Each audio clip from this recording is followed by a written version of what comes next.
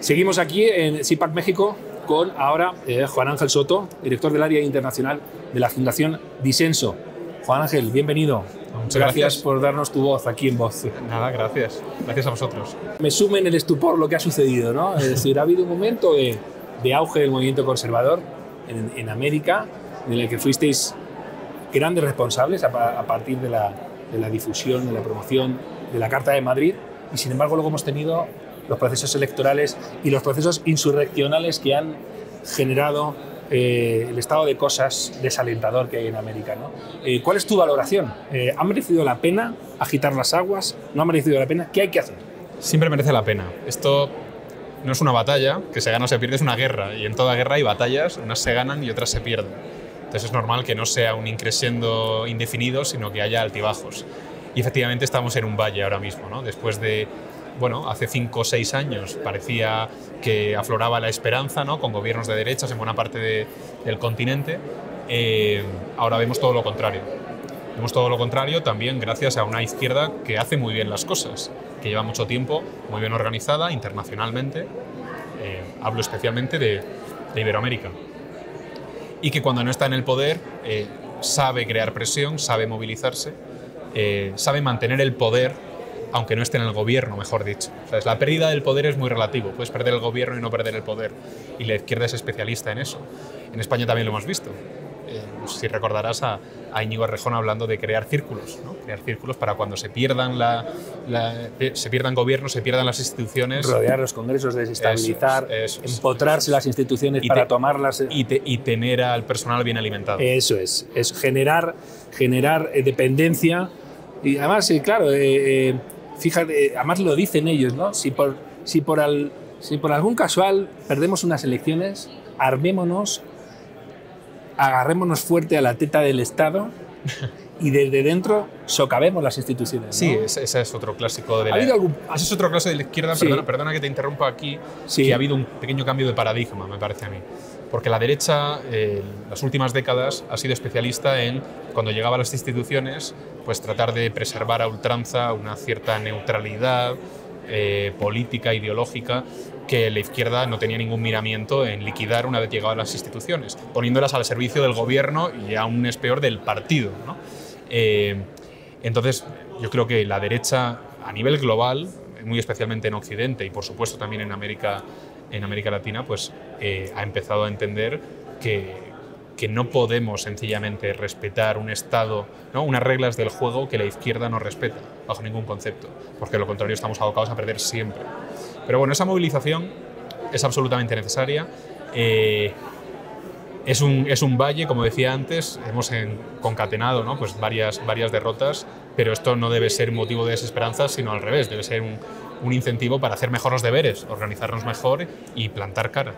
La tarea más urgente que ves tú planteada aquí para que la derecha como un todo, la derecha política, la derecha cultural, la derecha económica, la derecha intelectual,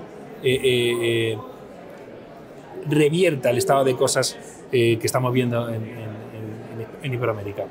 Bloque unido frente a un enemigo común. Es decir, ahora mismo estamos en una cuestión de identificar un mínimo común denominador que no es tan mínimo,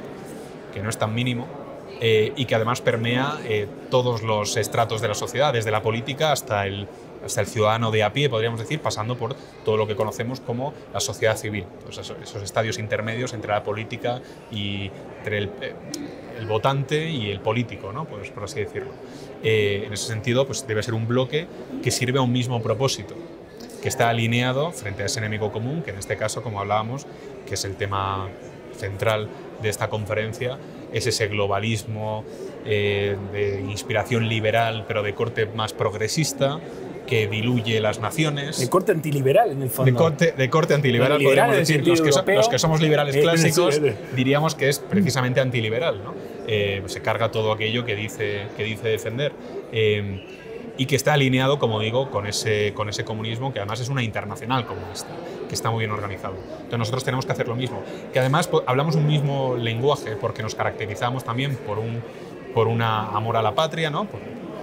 Por una confederación de naciones que además, como digo, sufren esa misma pandemia, podemos decir, que es una pandemia además muy especialmente hispana, es decir, casi 400 millones de 550 de hispanohablantes sufren en mayor o menor medida, ¿no?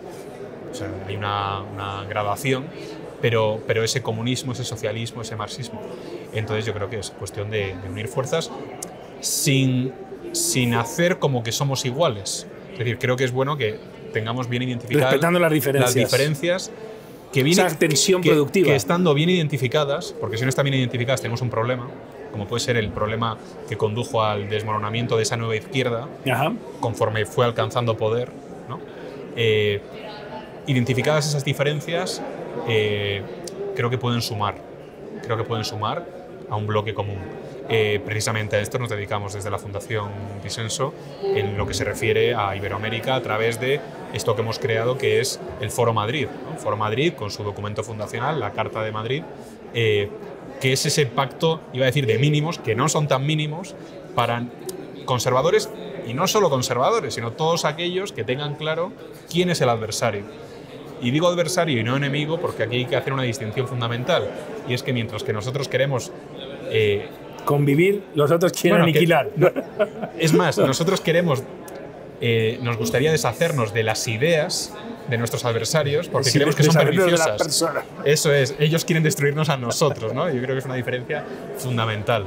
Y en esto estamos creando alianzas a través de esta iniciativa de Foro Madrid, creando alianzas, haciendo amistades, compartiendo buenas prácticas, de forma que, como mínimo, los errores de otros sean originales, ¿no? Es decir, que aprendamos de lo que ha funcionado, de lo que no ha funcionado.